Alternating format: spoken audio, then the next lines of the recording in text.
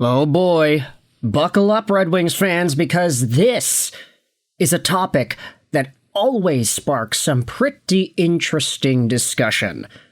Today, we're talking about a name that lives quite in infamy when it comes to the Detroit Red Wings and their story, because Edmonton Oilers defenseman Jake Walman had a very strange departure from his time with the Wings. Now he's in Edmonton, and now there's reason to talk about him once more. Jake Walman is 30 years old, 6'1", 218, left-handed defenseman out of Toronto, Ontario, Canada, and a guy that formerly played in the St. Louis Blues organization. He found himself in Detroit for a few years, scored 21 points in 63 games played, did some gritties, got some attention, and then got shipped over to San Jose with a very, very questionable trade and an even more questionable reasoning behind the trade that nobody seemed to ever figure out. Jake Walman was traded to the San Jose Sharks with a second-round draft pick for nothing. Steve Yzerman paid a price to get rid of this guy. He could have just placed Walman on waivers. He could have just let that guy become available on the market for free for anybody, even San Jose. But he said no. We're going to make it a point to ship you off with a draft pick and receive nothing in the process. Walman then played with the Sharks, had 32 points in 50 games, and then got traded over to Edmonton for a first-round pick, and a lot of people were looking at Stevie Y saying, okay, wait a minute, what the hell happened now? You paid a price to get this guy off your team. Now he's going out there and fetching San Jose some pretty decent assets. I mean, look at the trade return itself. Oilers acquire Walman for a first-round pick and forward Carl Berglund. That's ridiculous. You got this guy off your team for free, Stevie Y?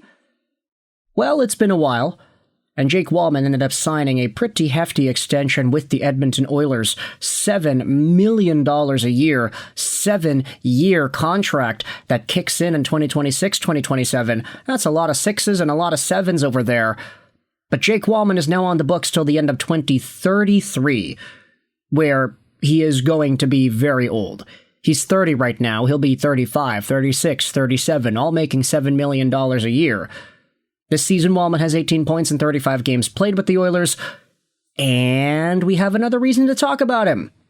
Take a look at this post made on the Detroit Red Wings subreddit by DoublePlay7295. Former Wings opinions from the Edmonton Oilers sub. Jake Walman has been absolutely unplayable this season, and he's statistically been worse than Darnell Nurse, who has also been bad. This is a post from the R Edmonton Oilers sub. Since Jake Walman returned from injury 17 games ago, he is a -8 goals for at 5v5. Darnell Nurse is a -1. On a goals against per 60 basis, it is 4.53 goals against versus a 2.94 goals against. Using expected goals against per 60, it's 3.53 versus 2.73. I don't love Darnell Nurse's game, but I can count on his effort. I can't count on it with Jake Walman right now. Now, advanced analytics sometimes don't always tell the entire story, but these advanced analytics right here, looking at Jake Walman, his goals for, his goals against per 60, expected goals against per 60, these numbers are not looking good for Jake Walman, especially when you compare them to a guy in Nurse who has already been given this reputation of having one of the worst contracts in the league. Walman is the worst NHL defenseman with 500 minutes in expected goals against per 60 and goals against per 60. Not bottom third, not bottom 10%, the absolute worst D. I'm fine with your criticism of Nurse, but I'm never putting him on the bench when I see Walman's game, effort, and results right now. He needs a reset, B. Kurlock says on Twitter.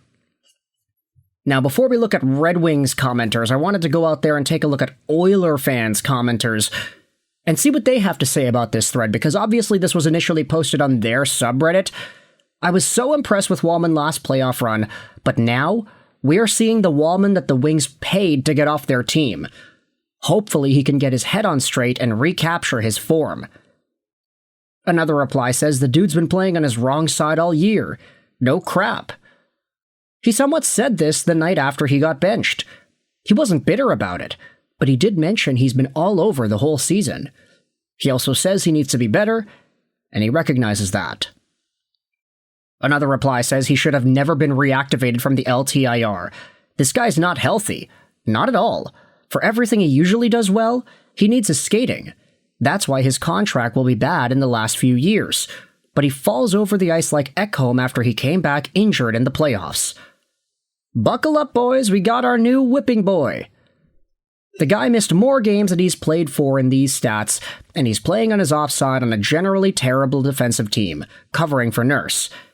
Anyone consider he's still got some lingering issue and doesn't have spring NHL win back yet? Nah, he must be terrible. He must have forgotten how he saved our playoffs with Ekholm out. This is definitely the real Walman for sure, I say from my couch. So some Oiler fans are agreeing, acknowledging the decline in play and debating whether or not he's actually hurt still. But then there are others willing to give him more breathing room, willing to give him some more space to just get back into the swing of things and hopefully become more comfortable on that offside. Now let's go over to Detroit Red Wings fan opinions and see what they have to say. Yeah, that tracks, Sweet Home Alabama says. As a Wings fan and lover of boneheaded moves Holland and Bowman make, enjoy him for 4 more years. Oh, it's much longer than 4 more years.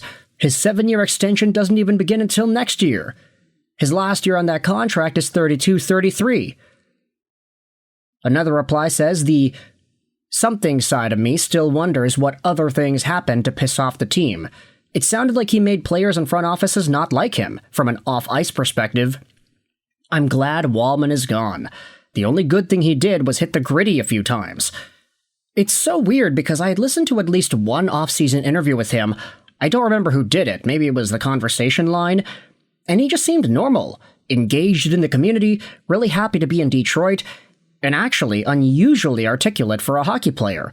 He had a great bit of insight into understanding that past talent, pro athletes get where they are through an insane amount of luck, that he knew how lucky he was to be in the show, and that he really treasured and valued it. A keen bit of self-awareness, or so I thought. Who knows? Other players have developed weird reputations that I suspect are only partially true. Dougie Hamilton had a rep for being mediocre in the room going back to Calgary, but it's hard to say how true that is. Either way, Walman's on-ice struggles are all the reason Wings fans need to move on. But I wonder too. Just out of curiosity. So, San Jose getting a first and a second for him in the same season, great work out of their behalf. I mean, they came away like bandits. They got the second-round pick to get him in the first place, shipped him off for a first-round pick. The Detroit Red Wings paid a second to get this guy off the team, and now the Edmonton Oilers sign him to a 7x7. It's been an up-and-down career for Jake Walman, and I'm all here to see where the next chapter goes.